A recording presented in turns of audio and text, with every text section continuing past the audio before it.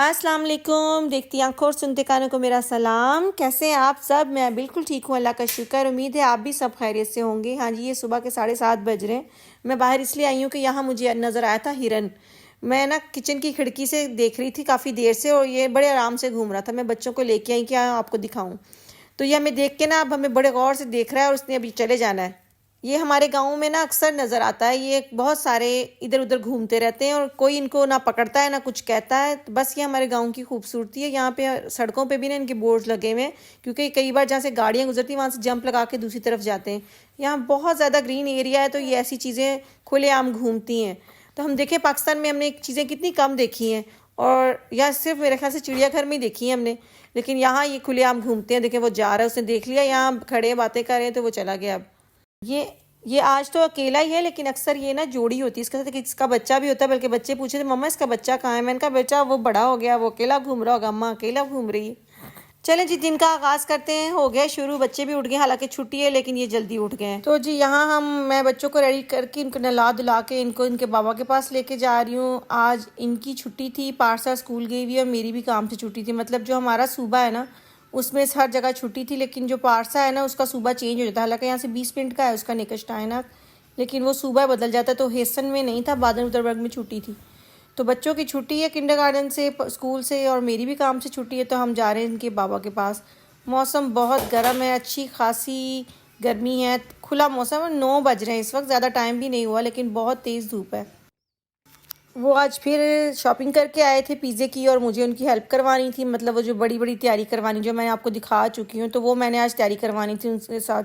जाके मैंने उनको फ़ोन किया। मैं आज वैसे देर तक सोई हूँ, लेकिन फिर बाद में इनको रेडी करके अब मैं लेके जा रही। कहते बेगम अपनी नींद पूरी कर लेना क्योंकि छुट्टी है, ये ना और जल्दी उठने की ज़रूरत नहीं। ये दोनों तो जल्दी उठ जाते हैं माशाल्लाह, 7 बजे उठ जाते हैं ये दोनों। लेकिन मैं उठी थी कोई 8:30-9 बजे तक, तो वो सुबह 6 बजे चले गए थे। तो बस फिर हम इनकी तैयारी करवाने जा रहे हैं कि थोड़ी सी पिज़्ज़े पे हेल्प करवा दूं, और ये बच्चे वहाँ पे खेलेंगे थोड़ा सा बाहर, और यहाँ फिर अपना कंप्यूटर वगैरह टैबलेट जो भी इन्होंने देखना है वो वहाँ बैठ के देख लें। घर पे भी तो देखना है। घर पे पारसा होती तो मैं छोड़ जाती, लेकिन पारसा स्कूल है तो फिर इसलिए मैं इनको साथ ही ले आई हूँ। ये दरख्त इतना प्यारा लगता है ना, और इसकी पत्तियाँ छोटी छोटी पत्तियाँ नीचे गिरी, ऐसे छोटे छोटे मोती होते हैं ना, ऐसे लगते हैं।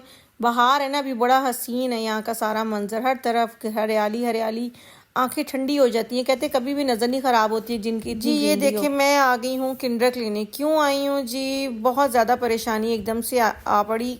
पारसा मैडम गई हुई थी स्कूल, और अर्जुन का स्पॉट था, और मौसम मैंने आपको बताया बहुत गर्म था। उसने कुछ खाया पिया नहीं था घर से, वो ऐसे ही चली गई थी, तो वो हो गई वहाँ पे बेहोश। दरअसल आज फ्राइडे वाले दिन ना उनकी होती है स्पॉट होती है 2 घंटे, और उसमें उसने रनिंग करनी थी, और 10 मिनट नॉन स्टॉप रनिंग करनी थी। उसने कहा कहीं टीचर को कि मुझसे रनिंग नहीं हो रही, लेकिन टीचर ने कहा आपका टाइम पूरा होने वाला है, अपना टाइम करो करो करो, आप कर सकती हो, आप कर सकती हो। यही करते करते वो उसकी टांगों से निकल गई जान, और वो वहीं बेहोश, उसका बुरा हाल। टीचर ने फ़ोन किया हमें पिज़्ज़े पे, शुक्र है कि पिज़्ज़े के नंबर पे फ़ोन किया, और हम सब वहीं थे ना। मैंने अपना फ़ोन देखा ना रिजवान ने। तो यहाँ मैं आई हूँ जी पूछने के लिए। वो तो एम्बुलेंस के थ्रू आ गई थी, उसको ले आए थे, लेकिन मसला ये है कि ये लोग बग़ैर साइन किए, जो बच्चा 13 साल से छोटा है मतलब तो उसके लिए साइन करना माँ बाबा का ज़रूरी है। जब तक मैं साइन नहीं करूँगी उसका चेकअप नहीं करेंगे। वो कार्ड भी मेरे पास था, भला हो उसकी टीचर का, स्पॉट टीचर का, वो मुझे गाड़ी से लेके वो मुझे लेके आई हैं हॉस्पिटल। यहाँ से तकरीबन 40 मिनट लगते हैं मेरे घर से। तो वो मुझे लेके आई क्योंकि उनको लग रहा था बेचारी का कि उनका कसूर है। हालांकि कसूर उनका नहीं था, डिहाइड्रेशन हो गई उसको और वो बेहोश हो गई। लेकिन उन्होंने मेरे आने से पहले मेरा इंतज़ार नहीं किया, क्योंकि मसला बेहोशी का था, और वो बच्चों की तो ये आपको पता है जर्मनी वाले बहुत केयर करते हैं। उन्होंने मेरे आने से पहले एमआरटी कर लिया था, और इस वक्त भी वो एमआरटी में थी। वो कहते अभी कंप्लीट नहीं हुआ तो आप वेट करें।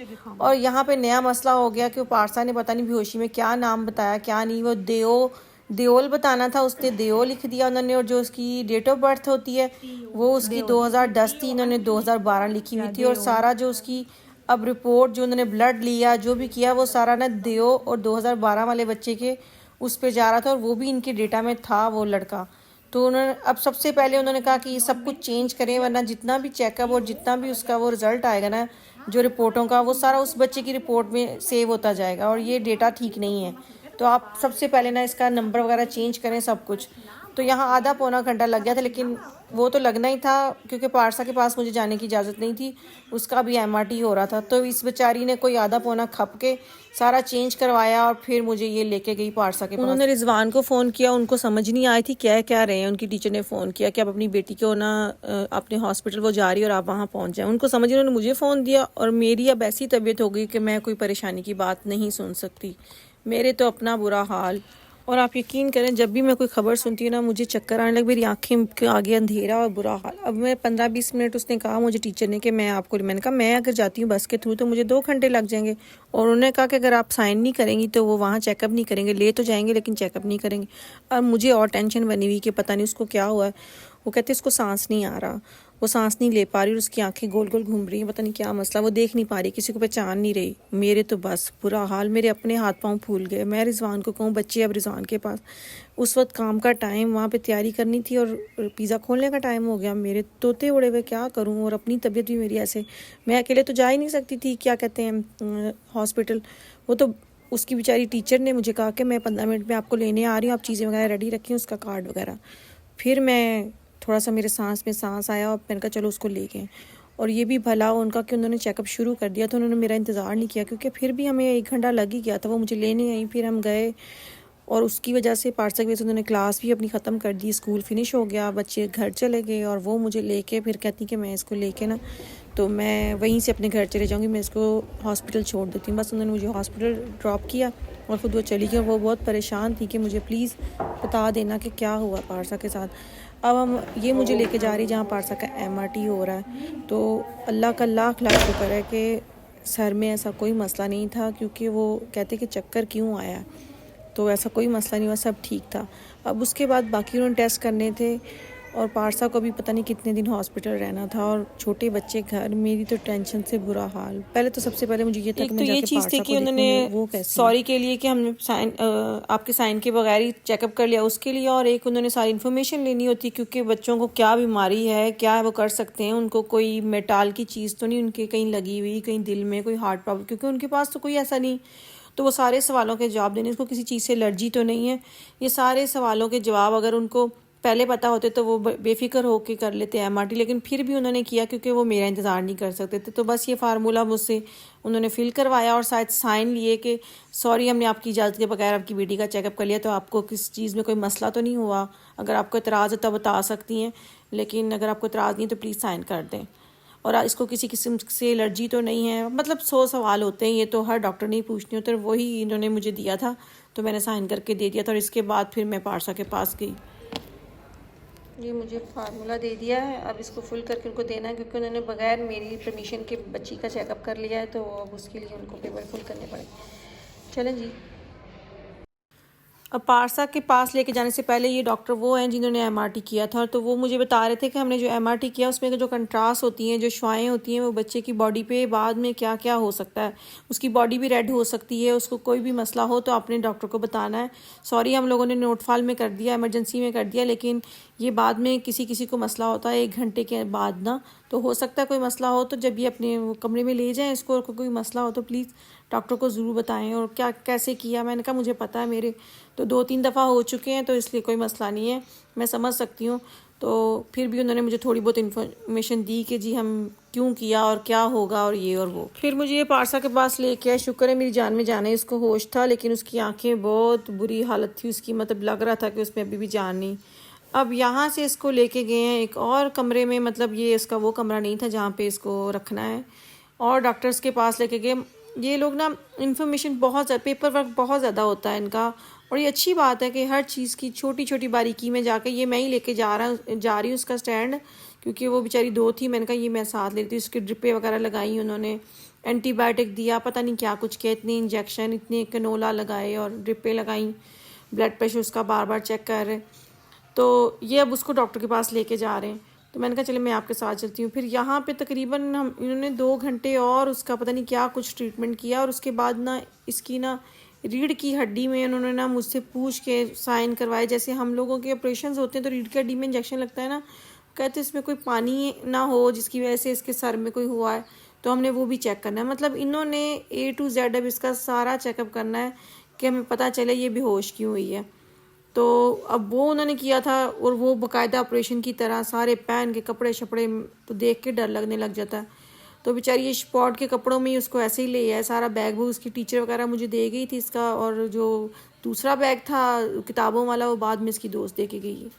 यहाँ जी पारसा की रजिस्ट्रेशन करवानी थी कि उसने यहाँ पे अब 2-3 दिन उसको रूम चाहिए, तो उसका अलग से जो मेन इंटरनेट पे बना हुआ था ऑफिस, वहाँ जाके पहले पर्ची निकलवाई है। अब वेट करो, नंबर आएगा तो फिर जाके वहाँ भी पेपर वर्क होगा, साइन करना है, बताना है जी वैक्सल स्टॉफ जो है ना स्टासियोन, वहाँ पे उसने रहना है उस वाले स्टॉक में।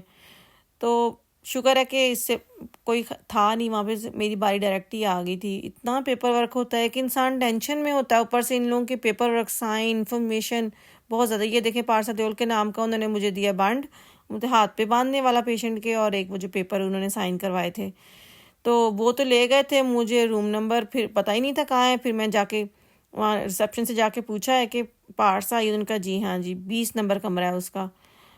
बस ना, एक सुबह से जब से ये ख़बर मिली है मेरे तब से चक्कर मेरे आ रहे हैं ऊपर से, ये घुम आई इनकी ये पेपर वर्क। चले जी पारसा को कमरे में ले आए थे और उसने सुबह से कुछ खाया नहीं था, इसी वजह से तो वो गिरी थी। फिर मैं जाके पहले खाने का पूछ के आई हूँ कि जी खाना दें, उसने कुछ नहीं खाया। मैं कमरे में आई हूँ तो ये डॉक्टर अब उसका फिर से सारा चेकअप कर रहा है, उससे सारी इन्फॉर्मेशन ले रहा है, उसकी टांगों पे क्या मतलब उठा सकती है कि नहीं, कहाँ चक्कर हो रहा है, किस चीज़ में मूवमेंट है। उसने फिर अलिफ से लेके ये तक, मतलब इसका तीसरी बार चेकअप हो गया, 2 बार इमरजेंसी में और तीसरी बार अब रूम में आके इससे सारी इन्फॉर्मेशन ली है, क्या हुआ कैसे हुआ, अलिफ से लेके ये तक पूछा है, और सारा ट्रीटमेंट, फिर बुखार, टेम्परेचर, सब कुछ चेक किया।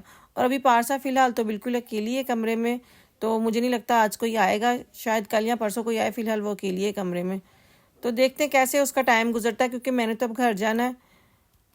मैं खाना इसके लिए मंगवा लिया था मैंने, तो खाने में जी राइस थे वेजिटेबल, और वेजिटेबल जी ये कोफ्ते थे। पारसा जो है ना वो बिल्कुल देसी बच्चा है, वो ये खाने कम ही खाती है, इतना खा लेती है फिर भी। खैर मैं इसको खाना शाना दे के फिर मैं इसको सेटलमेंट करके निकल गई थी, घर ही रह गया था। लेकिन ये जो टीवी है ना, इससे ये फ़ोन अटेंड कर सकती है, इसको इसकी दोस्तें, और इसने हर जगह नंबर भेज दिया था, इसकी दोस्तें इसको कॉल कर सकती हैं और ये टीवी पे हर चीज़ देख सकती, यूट्यूब, नेटफ्लिक्स, जो भी।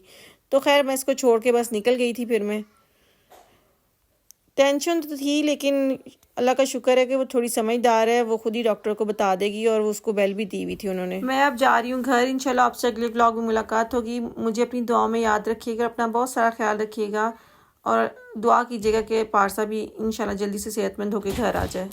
मैं अब कल आऊँगी उसका सामान वगैरह लेके। मैं तो कुछ भी नहीं लेके आई थी, मुझे तो पता ही नहीं था क्या होने वाला, कितना लंबा पंगा है क्या कुछ, लेकिन उन्होंने अब सारे टेस्ट करके छोड़ना है, वैसे वो जाने नहीं देंगे। तो फ़िलहाल मैं जा रही हूँ, क्योंकि आपको पता है बच्चे भी घर हैं, फिर काम पे भी जाना, और सारे पंगे एक साथ, बड़ी टेंशन, देखो कैसे मैनेज होता है सब कुछ। तो अब कल सुबह 10 बजे आऊँगी, और फिर कुछ देर रुक के फिर वापस चली जाऊँगी, क्योंकि मैं तो अब इसके साथ यहाँ रुक नहीं सकती, ना इसके बाबा। तो लेकिन वो कहती मम्मा मैं रह लूँगी। चलें जी, मुझे दे इजाज़त, अपना बहुत सारा ख्याल रखिएगा, और अल्लाह ताला आपकी ज़िंदगी में आसानियाँ पैदा करे, और आपको भी तौफीक दे दूसरों की ज़िंदगी में आसानियाँ पैदा करने की। अल्लाह हाफ़िज़।